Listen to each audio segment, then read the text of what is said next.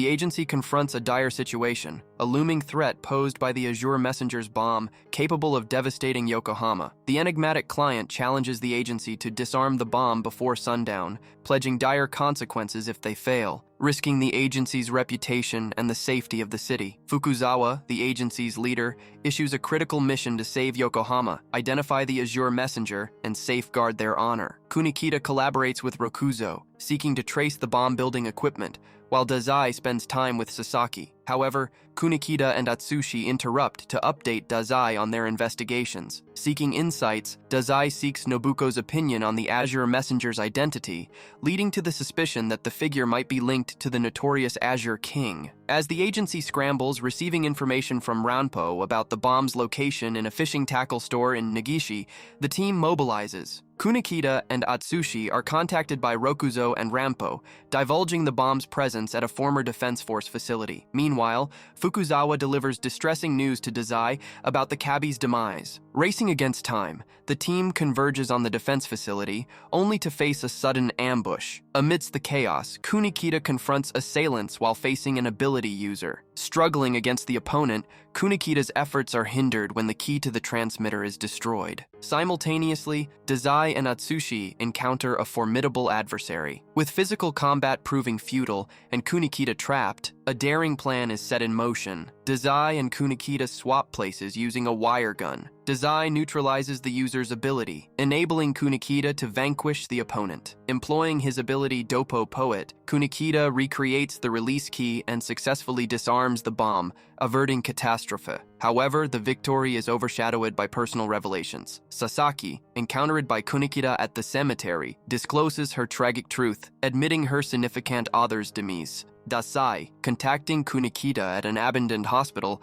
unveils a shocking plan to draw out the mastermind behind the incident. Rokuzo arrives not as the perpetrator, but as an eager hacker. The unexpected turn takes a grievous toll as Rokuzo sacrifices himself, shielding Kunikita from Sasaki's gunshot. As Sasaki, the true Azure Messenger, unveils her motives, a moment of vengeance unfolds. Dazai relinquishes his gun to Rokuzo, leading to Sasaki's demise at Rokuzo's hands before succumbing to his own fate. Now the Dazai is approached by a young girl unexpectedly, who is manifesting her unique ability amidst the bustling streets. The following day, Atsushi raises concerns about Dazai's absence to the agency, but his absence is brushed off as a customary excursion, leaving his whereabouts unaccounted for. Later, Yosano, a colleague of the agency, arrives and engages Atsushi, prompting his colleagues to leave the two alone. She recruits Atsushi to accompany her on a seemingly innocuous shopping trip, laden with a pile of her purchases. Amidst the journey, Atsushi crosses paths with a girl in a kimono, sharing a fleeting glance that hints at a deeper connection. As the duo travels by train,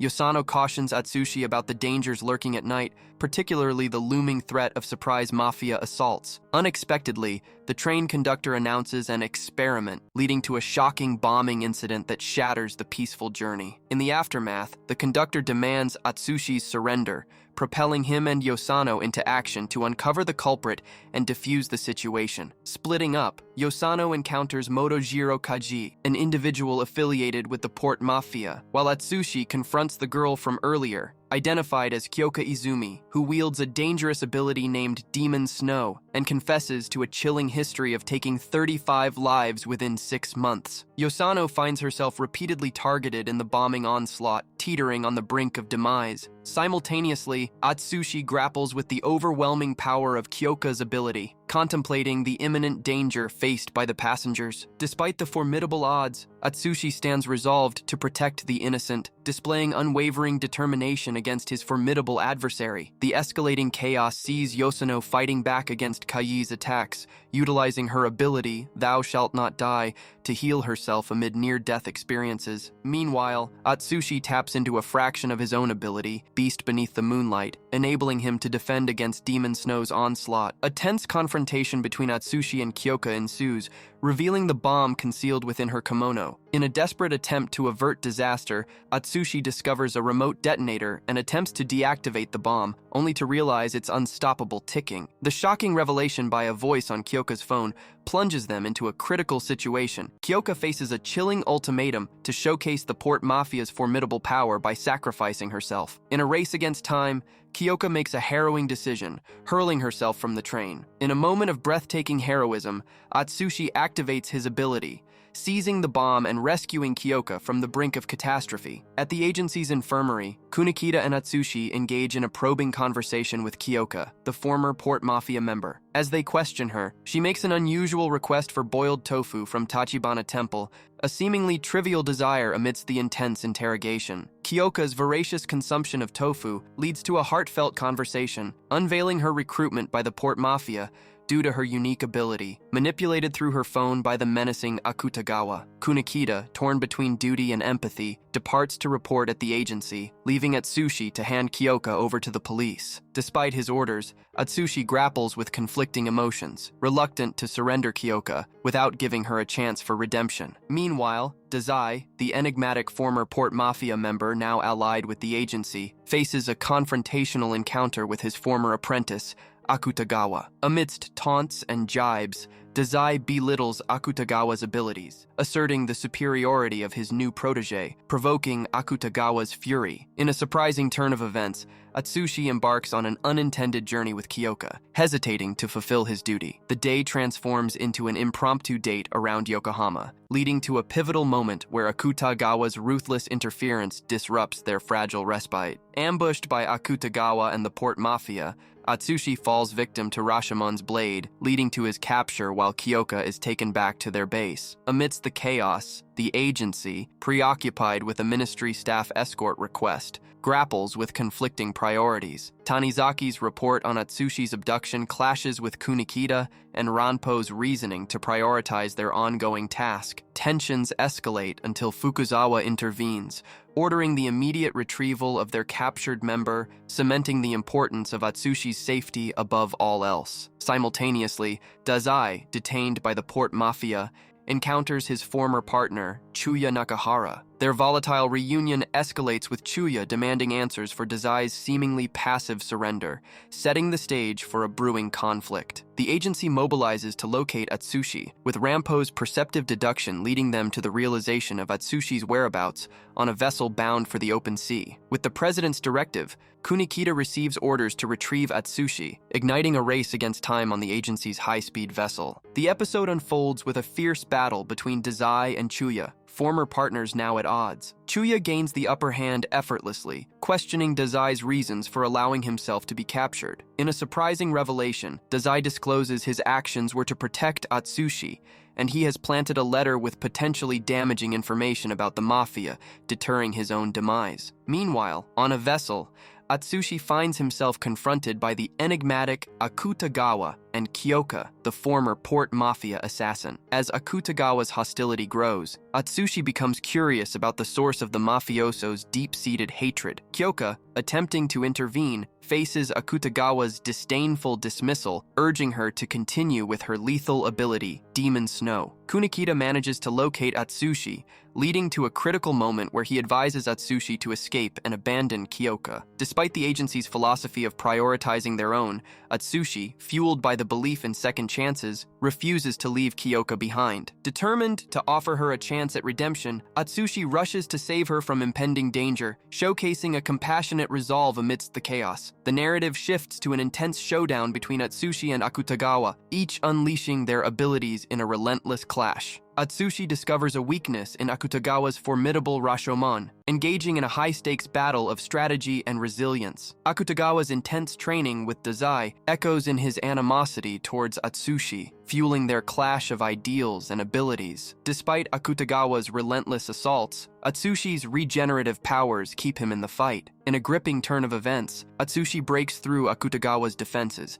submerging the mafioso into the waters below. Kyoka reawakens, rescuing Atsushi as the vessel explodes, culminating in a tense, thrilling sequence. Simultaneously, Dazai, utilizing his resourcefulness, hacks into the Mafia's communications records, unveiling the identity behind the bounty placed on Atsushi. Meanwhile, Francis F., leader of the guild, perceives the failure of the mafia's approach, maintaining confidence in his organization's pursuit of the elusive Promised Land. The tale unfurls with Atsushi's concern over Kyoka's fate, given her turbulent past. However, his apprehension fades as he discovers the agency's surprising fondness for the girl. As the president personally invites Kyoka to join the agency, she expresses her desire to stay, despite the potential dangers lurking from the port mafia's relentless pursuit. Though Kunikita and Atsushi initially worry about the risks involved, the agency's leader, Fukuzawa, decides to provide refuge to Kyoka, accepting her into their ranks. Meanwhile, the aftermath of the intense battle leaves Akutagawa comatose, drawing uncertainty within the port mafia. Higuchi, grappling with her allegiance to the mafia, faces internal conflicts as her boss questions her competence, particularly with Akutagawa incapacitated. The dilemma deepens when Akutagawa is abducted by foreign mercenaries, compelling Higuchi to embark on a daring solo mission to retrieve him. However, outnumbered and overwhelmed, she finds herself in a dire situation until the Black Lizard arrives, turning the tide of the confrontation and rescuing Akutagawa. Despite her critical role, Higuchi maintains a stoic demeanor, attributing her actions to merely fulfilling her duty. Later, Atsushi and Kenji collaborate on a peculiar case involving a mysterious car explosion. Gathering intelligence in Yokohama Bashi shopping district, Kenji's reputation proves instrumental in their investigation. Following leads, they confront the Gojo Youth Association, suspecting their involvement in the explosion. However, the gang vehemently denies any connection to the incident, convincing Kenji of their innocence. Despite Atsushi's attempts to persuade Kenji otherwise, the latter trusts the gang's seemingly honest statements. However, their encounter takes a treacherous turn as the gang ambushes them, admitting their culpability in constructing the bomb for a sinister purpose. Undeterred by the attack, Kenji showcases his incredible strength and taps into his ability, undefeated by the rain, to overpower the entire gang single-handedly. After a satisfying meal together, Kenji retires for the night, leaving an indelible mark of his unwavering resolve and prowess. The plot thickens as Dazai tasks Atsushi with compiling a report regarding the mysterious benefactor behind the bounty on his head. The port mafia's records unveil that the Guild, a group of extraordinary individuals from North America, is the financier. Intrigue builds when the Guild's leader, Francis Fitzgerald, and his cohorts visit the agency seeking to acquire their business permit. Fukuzawa staunchly declines, prompting Fitzgerald to issue a foreboding warning before departing. The following morning, the agency is rattled by the sudden vanishing of a 7-story mafia-owned building,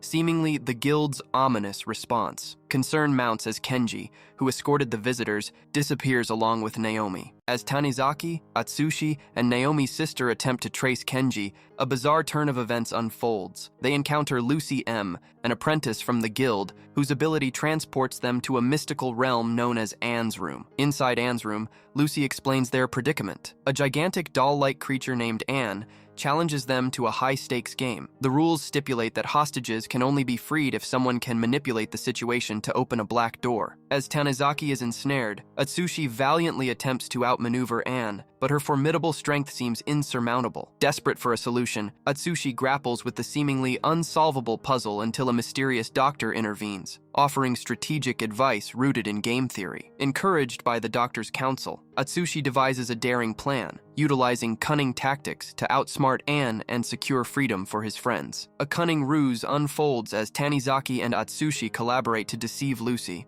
creating an illusion that disrupts her abilities. Atsushi bravely confronts Lucy, demanding the deactivation of her powers, ultimately prevailing and releasing everyone from the mystic dimension. However, the unexpected turn of events takes a darker turn when the enigmatic doctor reveals his true identity as Ogai Mori, the formidable boss of the Port Mafia. Mori's chilling declaration of power and intent to crush any opposition resonates deeply, setting an ominous tone for looming conflicts between the Guild, the Agency, and the Port Mafia.